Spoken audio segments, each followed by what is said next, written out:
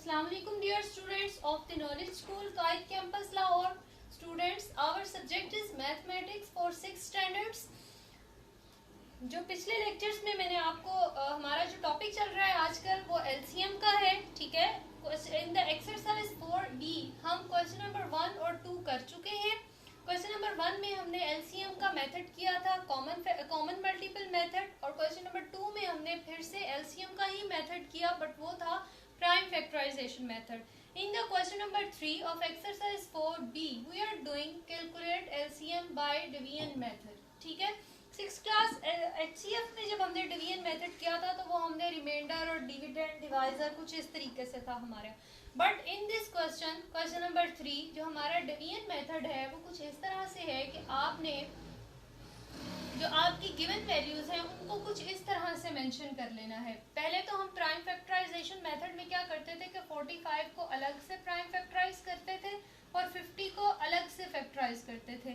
But in this case division method of LCM ने हमने ये करना है कि आपने दोनों वैल्यूज का एज कंबाइन उनका आपने एलसीएम लेना स्टार्ट करना है। एक ही जगह पर आप उनको इस तरह से मेंशन करेंगे 45 और 50।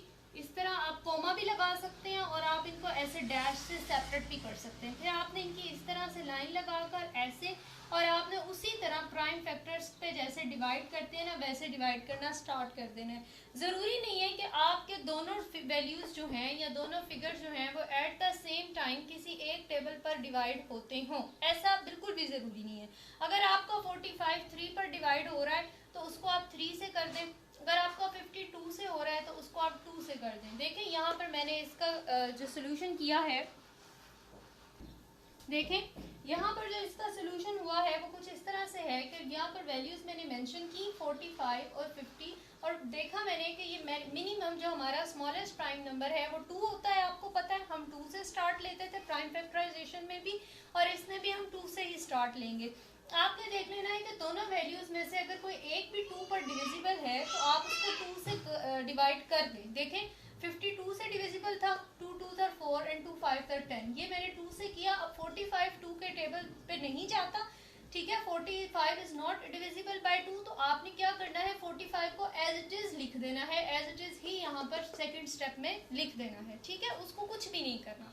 अब आप 45 और 25 को एज कंबाइन देखें कि ये किस टेबल पर डिवाइड होते हैं। फिर बता रही हूँ कि ये कोई ज़रूरी नहीं है कि आपने जैसे कटिंग के मेथड में हम करते हैं कि दोनों वैल्यूज सेम टेबल पर डिवाइड हो, ऐसा बिल्कुल भी ज़रूरी नहीं है।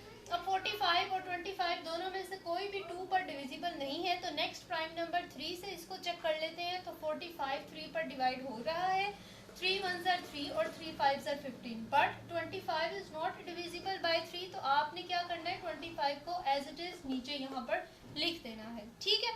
यानी कि जो जिस टेबल पर किसी भी प्राइम नंबर वाले टेबल पर डिवाइड होता हो, ये इसकी कंडीशन है कि प्राइम नंबर ही हो।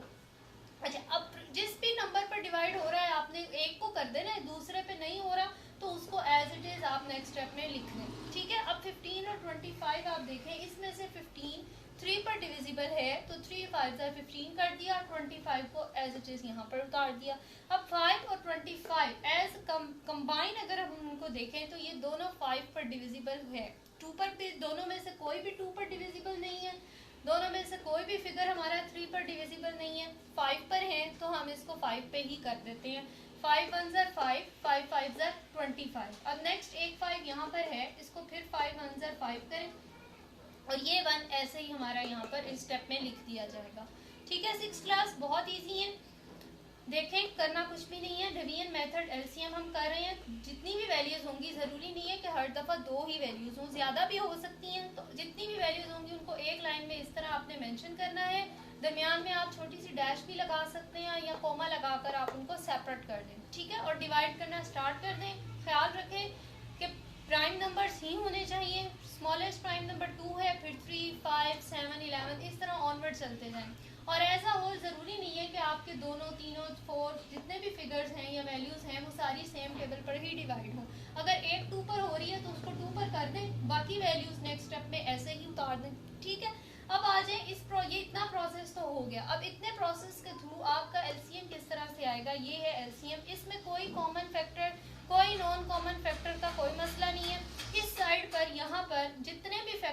आपको प्राइम फैक्टर्स नज़र आएंगे, आपने उसको कंबाइन यहाँ पर लिखकर प्रोडक्ट की फॉर्म में उनको आपस में मल्टीप्लाई कर देना है, तो वो आपका एलसीएम होगा।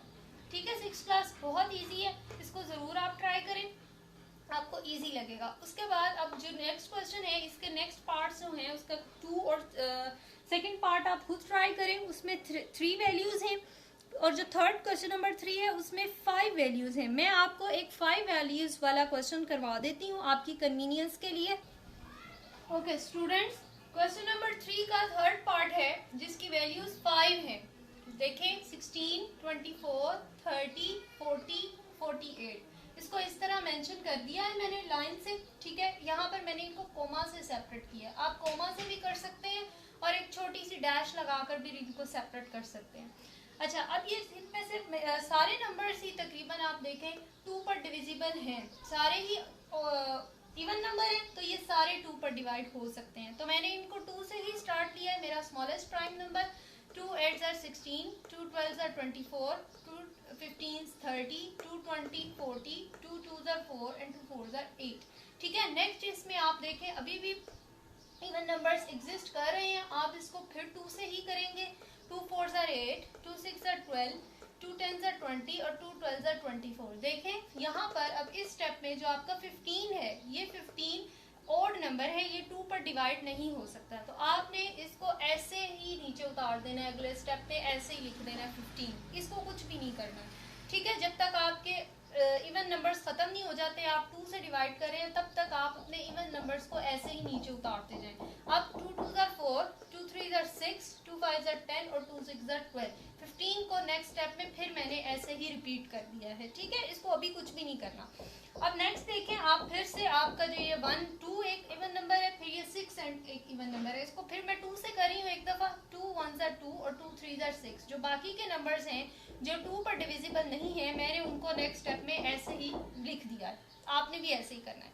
अब नेक्स्ट देखें 3 पे आ जाते हैं। अब ये इनमें से कोई भी वैल्यू आप देखें 2 पर डिविजिबल नहीं है, तो आपने क्या करना है, आप इसको नेक्स्ट प्राइम नंबर 3 से ट्राई करके देखें। 3 1 1 तो ऐसे ही आ जाएगा, 3 1s are 3, 3 5s are 15, 3 1s are 3। अब ये वाला 5 जो था ये 3 पर डिविजिबल नहीं था, इसको हमने ऐसे ही नीचे उतार देना है। ठीक है, अब 1 1 तो ऐसे ही नीचे आते जाते हैं। अब ये 5 और 5 आ गया है, ये दोनों एक सेम टेबल 5 के साथ डिविजिबल है। 5 1s are 5 और 5 1s are 5, इसको आपने तब तक करना है इसी तरह जब लास्ट स्टेप में सारे 1s ना आ जाए।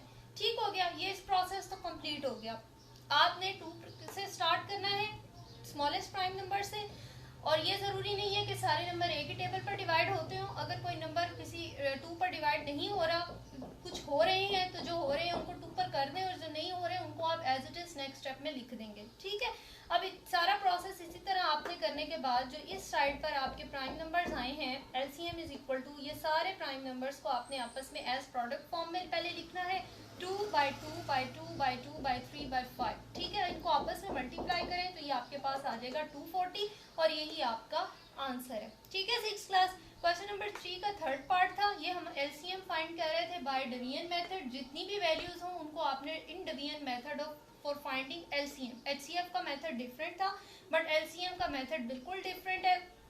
आपने एक ही लाइन में सारी वैल्यूज लिखकर उनको एज प्राइम फैक्टराइजेशन के थोड़े थोड़े मिलते जुलते तरीके से आपने उसको सॉर्ट आउट कर देना। ठीक है, इसके बाकी पार्ट्स को आप ट्राई करें। अब हम नेक्स्ट आ जाते हैं इसकी वर्ड प्रॉब्लम्स पर, क्वेश्चन नंबर 4 पर। ओके स्टूडेंट, क्वेश्चन नंबर 4 हमारे पास वर्ड प्रॉब्लम है, find the lowest number divisible by 15, 20 and 24। अच्छा, जब हम HCF कर रहे थे तो उसमें हमारे पास जो वर्ड प्रॉब्लम्स आई थी उसमें वो हमें कहते थे फाइंड द ग्रेटेस्ट नंबर, ऐसा ही है। लेकिन अब LCM की कंडीशन में वो हमें कह रहे हैं find the lowest number. LCM का जो एब्रीविएशन में है वो भी यही है, लीस्ट कॉमन मल्टीपल, यानी कि लीस्ट मतलब सबसे छोटा।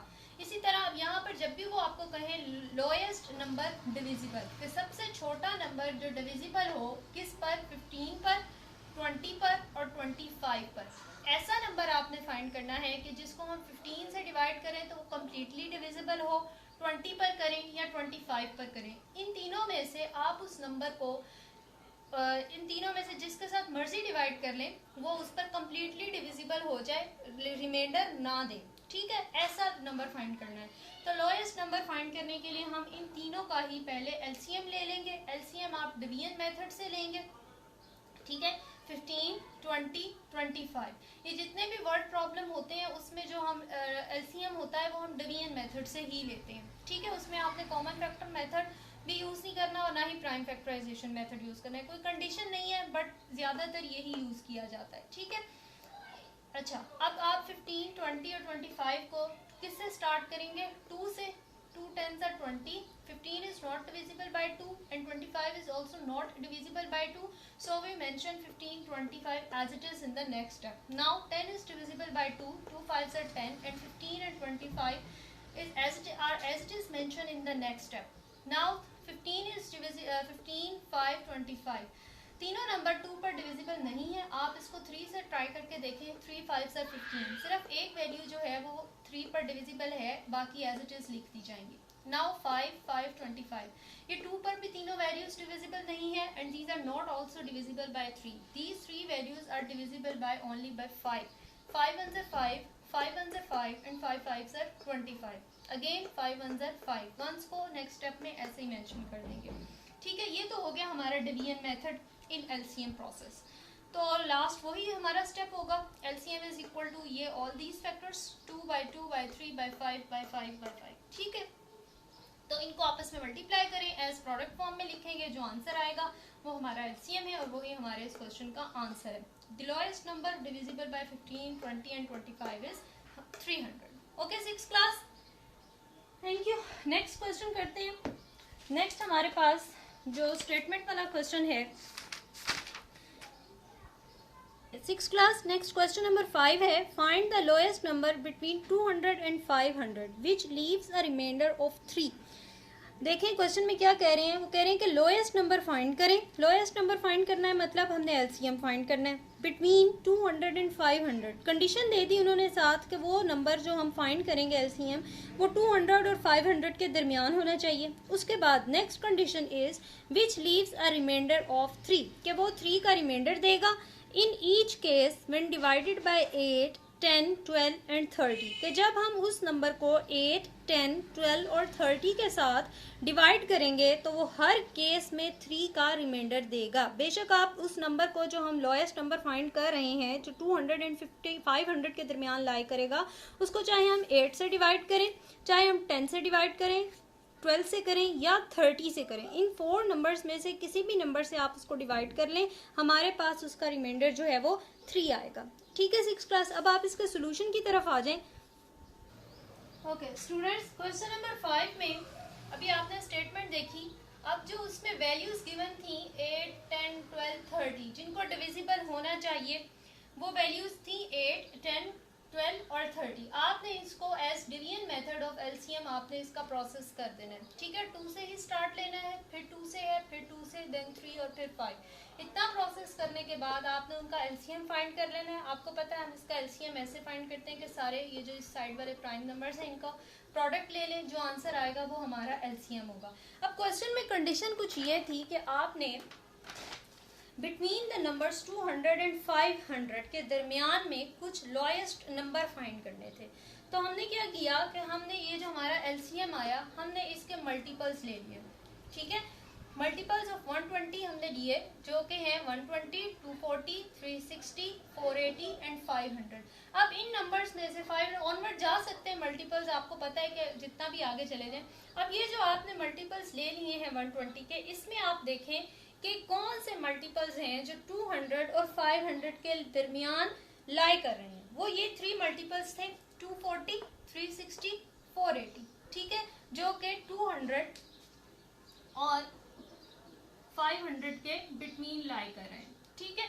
अब इन तीनों में से आपको पता है हमारा एलसीएम तो वो होता है जो स्मॉलेस्ट वैल्यू होती है, तो हम इसमें से अपना स्मॉलेस्ट मल्टीपल ले लेंगे 240 और फिर लास्ट में एक और स्टेप होगा कि उसमें हमने 3 ऐड करना है। 3 ऐड क्यों करना है? क्योंकि क्वेश्चन में उन्होंने हमें एक रिमाइंडर दिया था, रिमाइंडर कहा था कि 3 है, कि जब हम इन तीनों वैल्यूज को इस 240 के साथ डिवाइड करते हैं तो हमारे पास रिमाइंडर 3 आता है।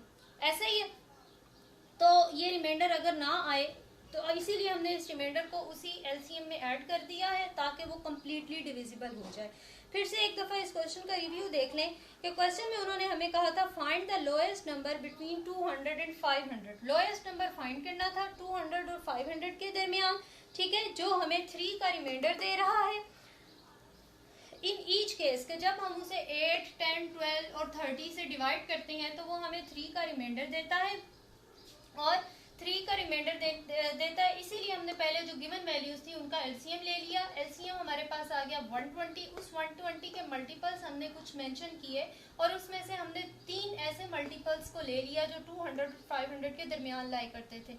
देखिए, जब हमने कम्प्लीटली डिविजिबल बनाना होता है तो हम अपने रिमाइंडर को वैल्यू में से माइनस कर देते हैं, ठीक है, लेकिन यहाँ पर वो कह रहे हैं कि रिमाइंडर दे रहा है, ठीक है। तो रिमाइंडर देने के लिए हमने क्या किया, तो उसी 240 में 240 हमने लीस्ट कॉमन मल्टीपल, छोटा मल्टीपल लेना होता है सबसे लीस्ट वाला, तो लॉयर यही था। हमने अपने इस 240 में उस रिमाइंडर को ऐड कर दिया तो हमारा रिक्वायर्ड नंबर आ गया 243। यानी कि ये जो 243 ऐसा नंबर है कि जब हम इसको इन नंबर्स के साथ डिवाइड करेंगे तो वो हमें 3 का रिमाइंडर देगा।